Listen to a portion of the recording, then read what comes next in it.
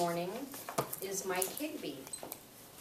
Is Valley Toastmasters reaching its potential in creating a nourishing environment for its members?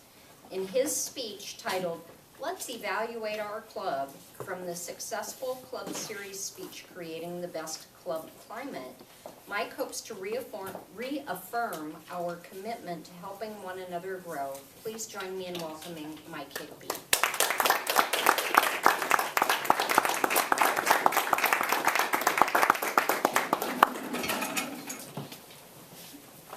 Thank you, Madam Toastmaster. I'm reading this really cool book right now. It's called The Psychopath Inside. It's written by a neuroscientist, and he is a specialist in neuroimaging. And what he's tasked with a few years ago is to determine if he is able to discern the brain structure, the anatomical structure of the brain of a psychopath versus somebody who's not. So the way they do it is he's given a bunch of these functional MRIs, the results of them, and it's got the names covered. And what he is supposed to do is separate out, based on the anatomy, the killers from the normal ones. So he does this, and he gets a pile, two separate piles, and then after he's done doing that, they reveal the names of the participants. And it turns out he was right. The brains that he separated out, they were the brains of people who were behind bars for antisocial behaviors, murders, burglary, things like that.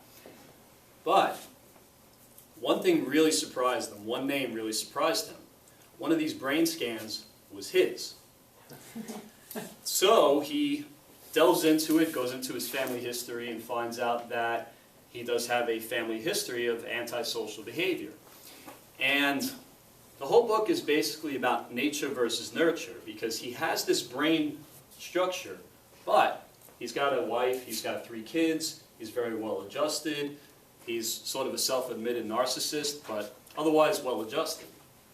Now, the point of this whole story is this. He was brought up in a normal family, very nourishing family, and he was able to thrive. That's what we need to do with Toastmasters. We need to provide this nourishing atmosphere for all of our members to grow, because otherwise they might turn into psychopaths. So I thought we would do the meeting. I thought I would do my speech today, have the format of the speech just like an evaluation. So I want everybody to repeat with me. I put one of these little sheets in front of you. I want everybody to repeat the mission of Valley Toastmasters with me. Ready? The mission of Valley Toastmasters is to provide a supportive and positive learning experience in which members are empowered to develop communication and leadership skills, resulting in greater self-confidence and personal growth. So that is our objective for the day. Now, what are some of the things that you feel we do well up to this point? Just blurt them out. What do we do good? Follow the agenda. Okay. Have fun. On time. Tell jokes. Positive attitude. Evaluate. Okay. We're very welcoming. Win awards. Participate outside the club, i.e. speech contests. Okay, anything else? I think we do a lot of things good. I remember my first experience here at Toastmasters, my very first impression. It wasn't in this room. It was in the parking lot. Many of you remember Vaughn Beasley. Yeah. When I came to Toastmasters, I got out of my car and I had that look on my face, like it's 6:10 in the morning, where the heck is this room? And Vaughn came over to me, shook my hand, introduced himself, and said, "You must be here for Toastmasters." And he showed me in. I sat next to him for the whole meeting, and he kind of ran me through what was going on. So, the first impression, I mean, really you could even argue it starts online. But we get the first hit when you type in Toastmasters Phoenix. We're on top. So that's very important first impression.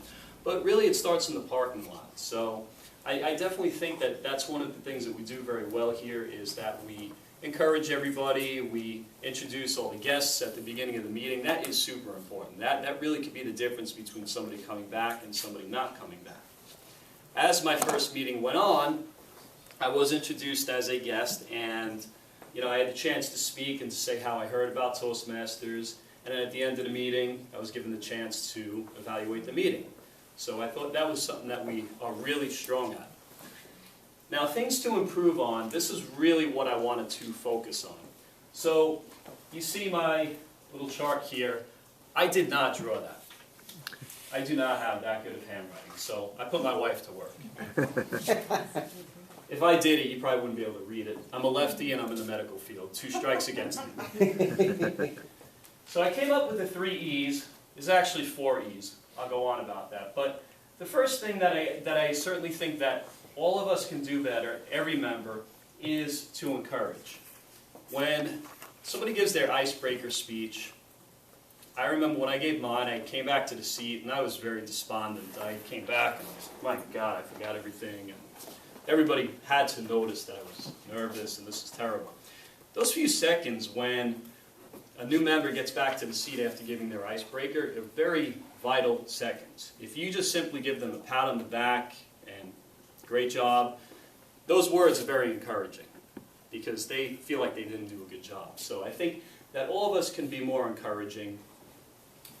The second thing is our evaluations. Evaluations start before the meeting. Whenever I sign up as an evaluator, I contact whoever I'm evaluating, and I ask them, what do you want me to look for? And whether I do it by email or a phone call, either way, whatever's easier for you, it's very important because you really want to prepare for that. That evaluation is important. They want to grow from that speech, so we need to know what we're looking for. And with the evaluations, we can't be, it's nice to be encouraging, but we can't be overly encouraging. I would rather the truth when somebody's evaluating me. I want Darren today to tell me, you did great at this, but you know what, you really need to focus on this. You did terrible transitioning around the room. That's what we're here to do. We're here to grow, so I really think that we need to focus on the constructive criticism more than the strong points. The third thing is to enlighten everybody. Enlighten the newer members with your story. I like to tell my story of how the way I signed up was I was asked by a pharmaceutical company to speak, and as soon as I made that commitment, God, I had an anxiety attack. So I'm going to have to get up in front of people and speak, and oh my God, they're going to ask me questions, I'm not going to know the answer, I'm going to want to run off the stage. Everybody is nervous. Public speaking is #1 on the list of fears. It's greater than the fear of death. So I think that enlightening people with our story, how we were nervous when we first came up here, is really comforting. Because when I hear that, I kind of get up here and I say, you know what, I'm in good company.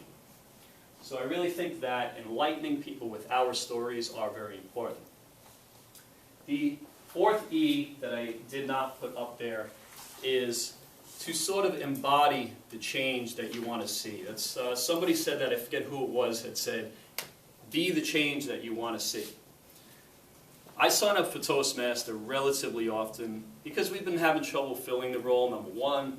And #2, that's the change I want to see. I want to try to encourage everybody to sign up for the role. If I'm not willing to sign up for the role, nobody else should be. So taking a position of leadership within this organization, I'm not going to tell somebody to do something that I am not willing to do myself. So I think we need to embody that change that we want to see here in the club. So to conclude, in this time of automated, detached emails and these sort of unemotional, impersonal text messages, the world needs leaders. The world needs speakers who can motivate an organization. All that magic starts here in this room. So I want to certainly encourage everybody to sign up for as many roles as possible and to follow these improvements here so that we can sort of give that collective nourishment to all of our members. I want everybody to stand up. I want you to look at your neighbor, doesn't matter which way. And it's not polite to point, but let's all point in your neighbor's face and say, "This morning my journey out of bed may have been slow. Real slow. But I made it here But I made to help you grow." That's our commitment.